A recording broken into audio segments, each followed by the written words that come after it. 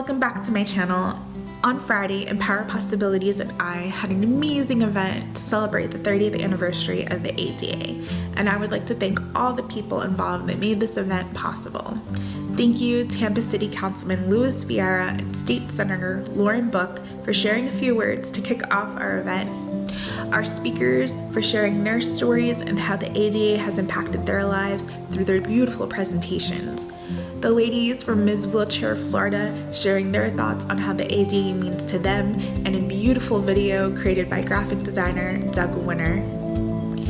Our supporters, Disability Rights Florida, Center for Autism and Related Disabilities USF, Yes with Yessie, and the Ann Stork Center.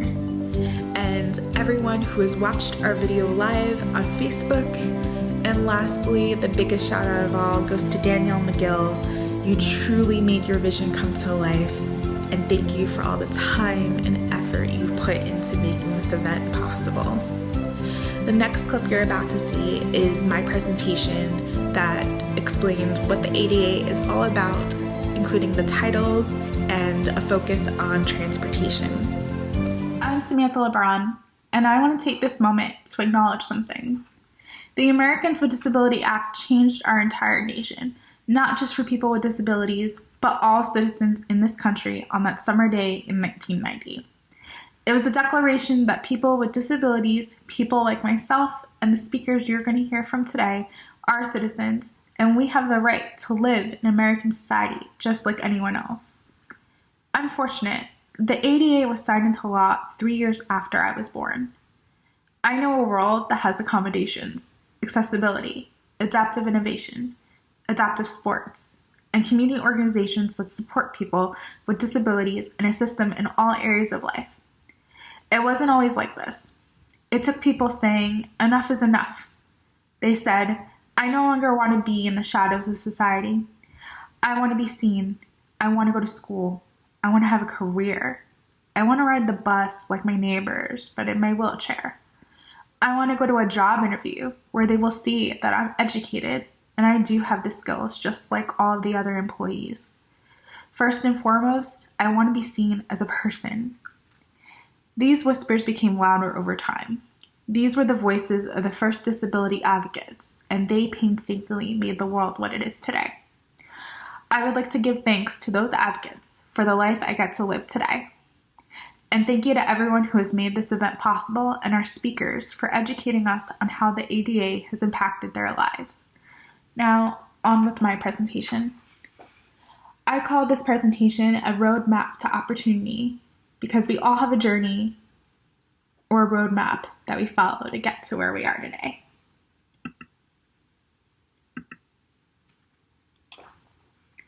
A little bit about myself. Again, I'm Samantha LeBron, and I try to advocate for people that have disabilities like myself. I have cerebral palsy, but at the end of 2018, I acquired a second disability that to this day is undiagnosed, but it has affected my spine. I am now a full-time wheelchair user. It has given me a new perspective that I did not have when I was ambulatory. As a child, I was very shy and I wanted to participate in everything, but I let the shyness hold me back from pretty much everything. Once I became a wheelchair user again, I said no. I'm not going to let myself use my disability as an excuse anymore. I got services from the Agencies for People with Disabilities, known as APD, and got personal supports or caregivers to assist me with my everyday tasks so I can do more. Shortly after, I went to my local recreation center. I then became active in adaptive sports with HC Adaptive Sports, formerly known as Paralympic Sport of Tampa Bay, at All People's Life Center. The girl that swore off sports as a child because she thought sports was not an option because of her disability was now playing sports at least 3 times per week. I then found a center for independent living called Self-Reliance. I was just going there to find activities to do, but just like with all peoples, I discovered when you're no longer shy and you're able to tell people who you are and what you want to do, you're presented with opportunities. I became involved with their grassroots group and got my first introduction into disability advocacy. But then I wanted to do more. I became Able United's ambassador and spokesperson where I get to educate others on how able accounts allow people with a disability to save money without jeopardizing their eligibility for disability benefits, like SSI and Medicaid. When I entered the world of employment, it was scary because I thought, like many, I was going to lose all my benefits, including my health insurance. There were many obstacles during that process, and I didn't want others to face those obstacles, so I became certified at Cornell University to be a Community Work Incentives Coordinator, or CWIC, which is just another way of saying benefits planner.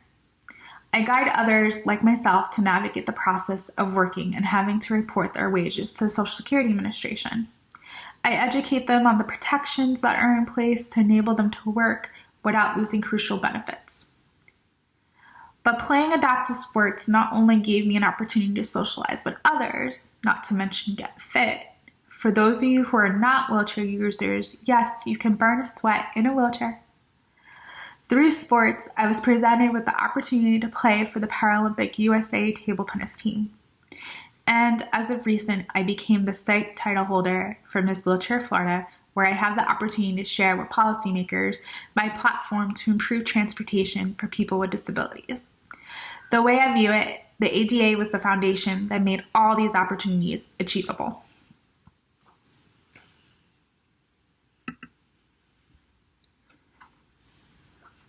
All of us have been on a journey to get where we are today. The Americans with Disability Act has been in effect for 30 years. In those years, the Act has shaped every person with a disability since, even if they don't realize it. It's part of every stage of life from the time we are born, while we attend school, and as we become an adult and find employment, and then as we age and need other services. As a whole, this comprehensive law allows us to live, work, and play in society as anyone else.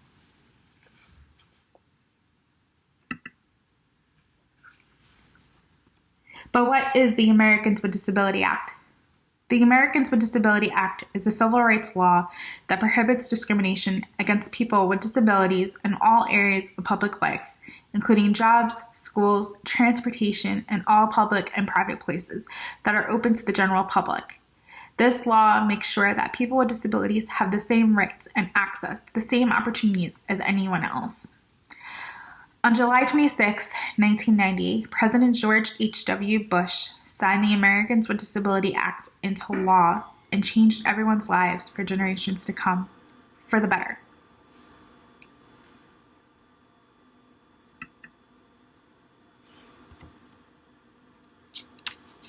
The Americans with Disability Act is divided into 5 titles. Title I is employment. Businesses must provide reasonable accommodations in all aspects of employment. This may look like altering a workstation layout or modifying equipment. This can even extend to changing the application process or the processes for hiring, wages, benefits, etc. Title II is public services. Under this title, state and local governments cannot discriminate against individuals with disabilities, including public transportation. This means people with disabilities can't be denied access to programs or activities that are for non-disabled people.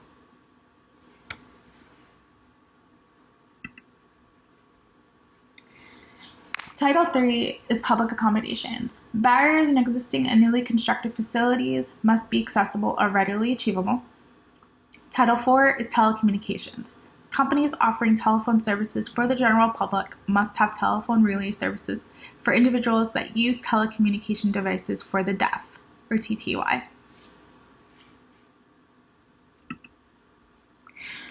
Title V is miscellaneous, but it includes a provision that prevents coercing or threatening a person with a disability or someone who is assisting that person to assert their rights under the ADA.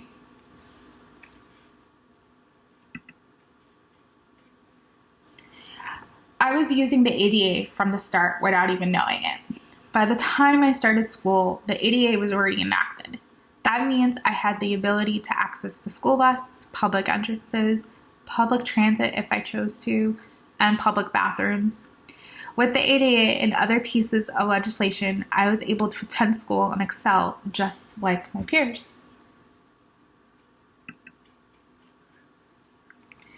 But as high school was approaching an end, I had my eyes set on going to college. Having to choose a major also makes you think about what you actually want to do for a living. When you have a disability, there are added worries. Will it be accessible for me to navigate in my walker or my wheelchair? Is my disability going to prevent me from keeping up with the other employees?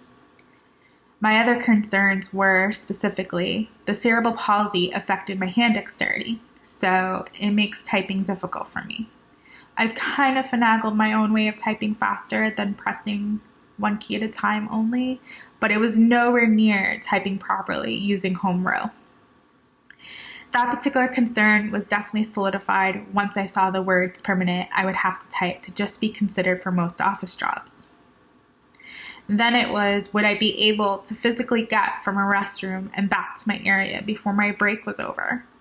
Will I be able to finish my lunch before my lunch break is over because I eat slower than most? I learned because of the ADA, an employer can accommodate these concerns. I can use dictation software on a computer instead of typing. If I happen to be sitting in a row with other workers, I can ask to sit on the end so I can easily get to and from the restrooms. If there were no push buttons to open doors, an employer could have those doors be operated by remote. If I needed more time to eat or use the restrooms, my breaks could be adjusted.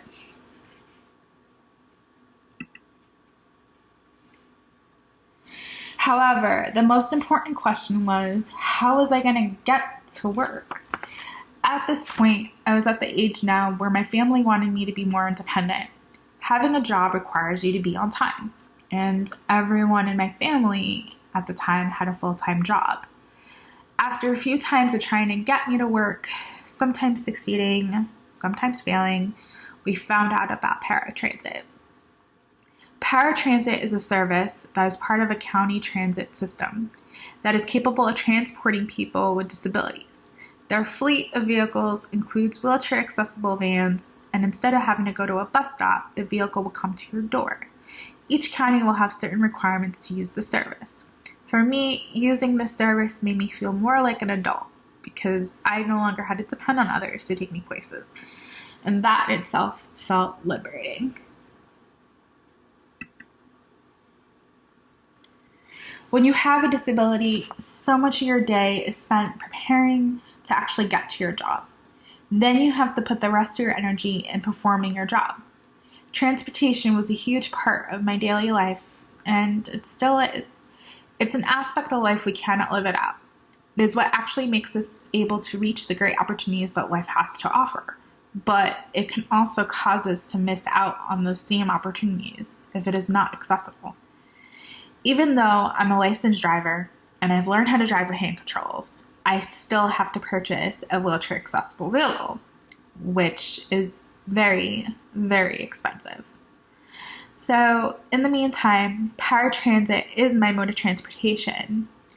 But about, I would say, a year and a half ago or so, my accessibility to paratransit was far from ideal. So this was my situation. I worked the 8 to 5 shift, but in order for me to get to work by 8 a.m., I'd have to wake up at 3 a.m. to give myself enough time to do the activities required to get to work on time, because paratransit is a shared ride service for riders with disabilities that will take you from door to door. This means they have to pick up other riders besides yourself and get everyone where they need to go. The regulation set is that you have to live within 3/4 of a mile of a bus stop for them to come to your door.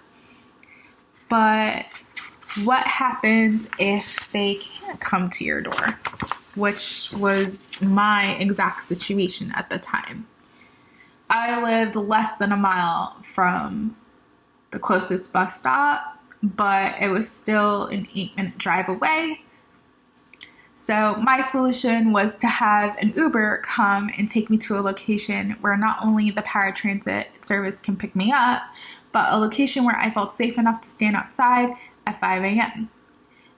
Now, if any of you have used Uber or Lyft, you would know that you don't get to choose the vehicle that comes to pick you up. It's whoever happens to pick up that ride. So the majority of the time, the vehicle that would arrive would be one that I couldn't physically climb into. But during this time, my job was at stake, and that meant I was going to get there one way or another. So I would struggle and climb into these vehicles by contorting my body in ways it was never meant to move. This was all being done while trying to beat the timer before incurring surcharge fees. And the Uber driver struggling to get my walker at the time and, now my wheelchair into the truck. Once paratransit arrives, I would spend 30 to 90 minutes on the vehicle before I would arrive at my final destination. Finally, I would be at work, but now I had to work a 9-hour workday and then wait for the paratransit to come back to get me and complete that leg of the journey essentially again. I usually would arrive home at 7, 7:30, completely drained of energy, and would have to repeat it the next day. My platform as Ms. Wheelchair Florida came to be from this very experience. There are paratransit programs in the state of Florida that have no blackout areas, and they run 24/7, which gives people with disabilities the opportunity to do activities and reach their goals at any time of the day they choose. They don't have to carve out their entire day to do only one activity. Sometimes work, school activities are in the next county, and there's no reason why a paratransit program can take someone to the next county but can't give them a ride back to the county in which they live. So the way I see it, accountability comes in different ways. So if your company doesn't have enough drivers to accommodate the need, then you have late pickups and drop-offs. Other programs don't require fare if a driver picks up a rider past his designated time. And we live in a day and age where we take the internet everywhere we go. Having an online presence goes beyond a website describing your services. Give riders the ability to schedule and cancel their trips online to avoid waiting 20 minutes or longer in a phone queue. That way you can diversify your workforce.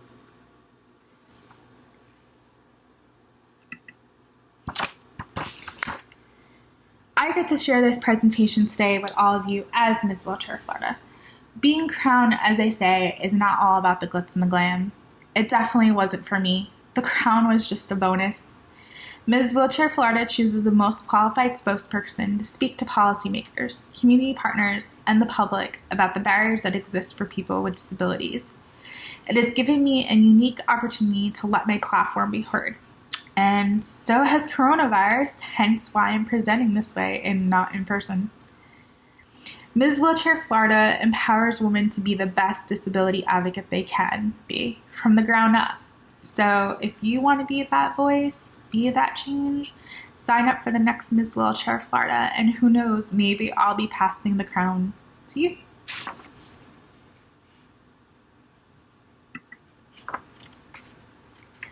So that is the end of my presentation. So thank you for everyone who is watching or listening to this right now.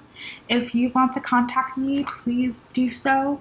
My email address is at the bottom, and my social media handles are on the slide, along with my YouTube channel where I show what it's like living with a disability and how to access disability resources. Does anyone have any questions?